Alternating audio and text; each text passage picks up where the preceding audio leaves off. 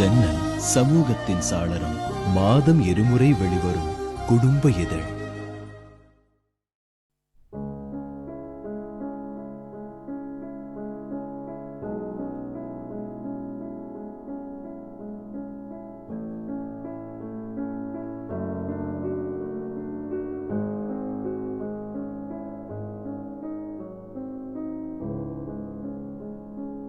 எதிர்பாராத ஒரு சம்பவம்.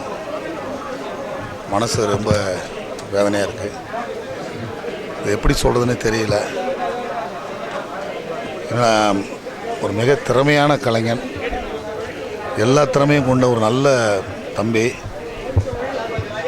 நான் ஒரு தடவை எங்களுடைய தேர்தலில் என்னுடைய கமிட்டி மெம்பராக இருந்தார். எப்போ பார்த்தாலும் ரொம்ப பாசத்தோடு பழகக்கூடிய ஒரு அன்பு இதயம். இது என்னென்னு என்னால் இது இன்னமும் என்னால் நம்ப முடியாத ஒரு சம்பவமாக இருக்குது.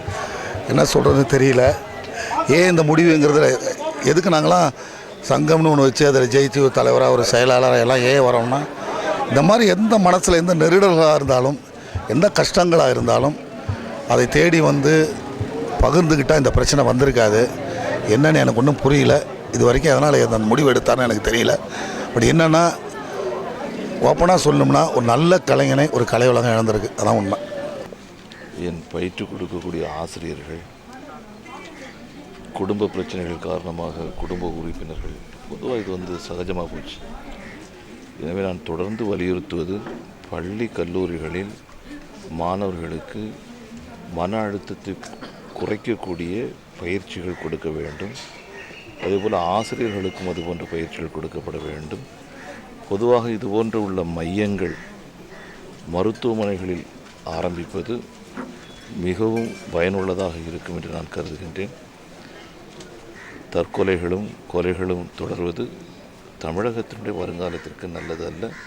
அதிலும் குறிப்பாக நம்முடைய சகோதரர்கள் போல உள்ள இளைஞர்கள் தற்கொலை செய்வதோ அல்லது கொலை செய்யப்படுவதோ நாட்டிற்கு மிகப்பெரிய இழப்பு.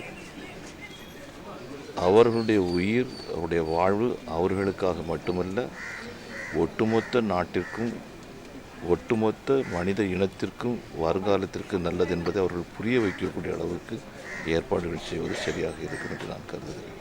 இது மரியாதைக்குரிய சுபாஷ் அவர்களும் லலிதா சுபாஷ் அவர்களும் எங்களுடைய குடும்பத்தில் ஒருவர்.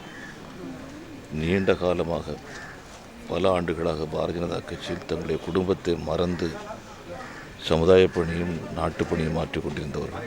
அவருடைய குடும்பத்தில் இப்படிப்பட்ட துயரம் நடந்திருப்பது ஒரு மிகப்பெரிய அதிர்ச்சி தரக்கூடிய ஒரு விஷயம். இறைவன் அவருடைய ஆன்மா நற்கதியடைய அருள் புரிவதோடு இந்த பெற்றோருக்கு மன அமைதியை கொடுக்கக்கூடிய வகையில் ஆசி புரிய வேண்டும் என்று நான் பிரார்த்திக்கின்றேன். சாய் பிரசாந்த் இங்கே ரொம்ப இனிமையாக பழகக்கூடிய ஒரு தம்பி. எல்லாருக்கும் நல்ல வளர்ந்து வரக்கூடிய ஒரு நேரம். அவர் நிச்சயமாக இந்த இண்டஸ்ட்ரி மறக்கவே மறக்காது. அந்த அளவுக்கு ரொம்ப இனிமையான ஒரு தம்பி அவன். இது கொஞ்சமும் யாருமே எதிர்பார்க்கலை.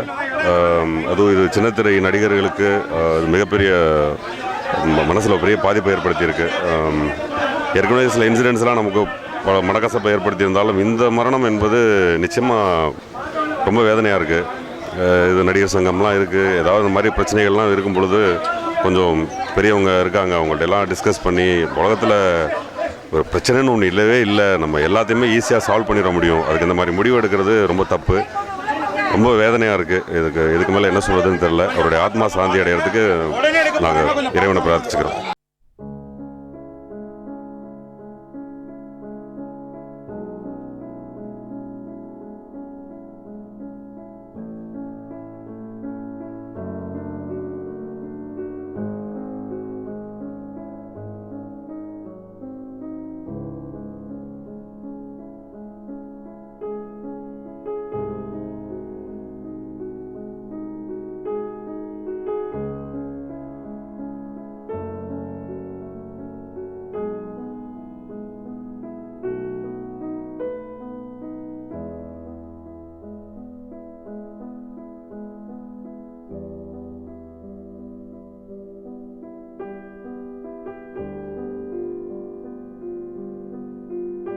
ஜன்னல் சமூகத்தின் சாளரம்.